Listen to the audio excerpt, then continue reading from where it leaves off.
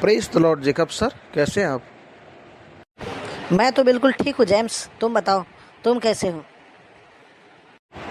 मैं भी ठीक हूँ जेकब सर। लेकिन ये जो पेड़ है, ये कौन से फल देने वाला पेड़ है, क्या आप जानते हैं? बिल्कुल जेम्स, सुनो, ये अंजीर का पेड़ है जिसको फिग ट्री बोला जाता है और इज़राइल में खास करके इस ट्री का विशेष महत्व है। यहाँ तक कि बाइबल के इतिहास को अगर हम पढ़ते हैं तो हम पाएंगे कि अंजीर के वृक्ष के बारे में कई बार वर्णन किया गया है। इसी विषय से संबंधित एक बात मेरे मन में उठ रही थी और वो संबंधित बात है कि यीशु के आश्चर्य कर्मों में से एक आश्चर्य कर्म जो अंजीर पेड़ से संबंध रखता है। क्या तुम सुनना पसंद करोगे? हाँ हाँ जेकब सर, सुनाइए ना। क्या अंजीर पेड़ से संबंधित आश्चर्य कर्म?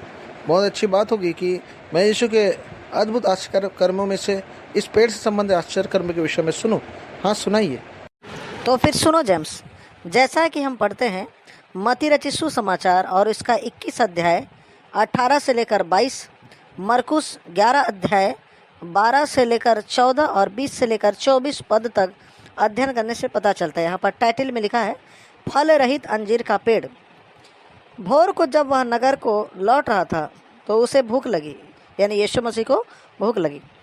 सड़क के किनारे अंजीर का एक पेड़ देखकर वह उसके पास गया और पत्तों को छोड़ उसमें कुछ ना पाकर उससे कहा, अब से तुझ में फिर कभी फल ना लगे। और अंजीर का पेड़ तुरंत सूख गया। यह देखकर चेलों को अचंभा हुआ और उन्होंने कहा, यह अंजीर का पेड़ तुरंत कैसे सूख गया?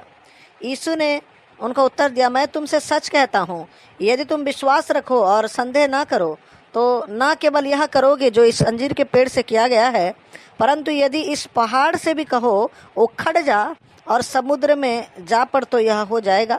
और जो कुछ तुम प्रार्थना में विश्वास से मांगोगे वह सब तुमको मिलेगा। तो तुमने देखा जेम्स, यीशु ने विश्वास की एक पराकाष्ठा यहाँ पर अद्भुत रीति से प्रकट किया और उन्हें बताया कि विश्वास के परिणाम को इस उदाहरण से उन्होंने उद्धृत किया। यीशु मसीह ने अंजीर पेड़ को सूखने के लिए कहा, वो सूख गया। सचमुच हमारे जीवन में चाहे कोई भी कठिन परिस्थितियां हो, चाहे कोई भी बीमारी हो, परेशानी हो, यदि हम उसे जड़ से ही उखड़ जाने के लिए कहते हैं तो वो उखड़ सकता है अगर हम विश्वास करें, और हमारे लिए कोई भी कार्य असंभव नहीं होगा। आमीन। हालेलुया, प्रभु की स्तुति और महिमा हो। बहुत बहुत धन्यवाद जेकब सर कि आपने इस विषय पर कि विश्वास पे हमको अटल और अडिग रहना है ताकि हम बिल्कुल संदेह न करें, तब हम बड़े काम को देख पाएंगे। बहुत अच्छे जेम्स, गॉड ब्लेस यू। प्रभु तुमको आशीष करे।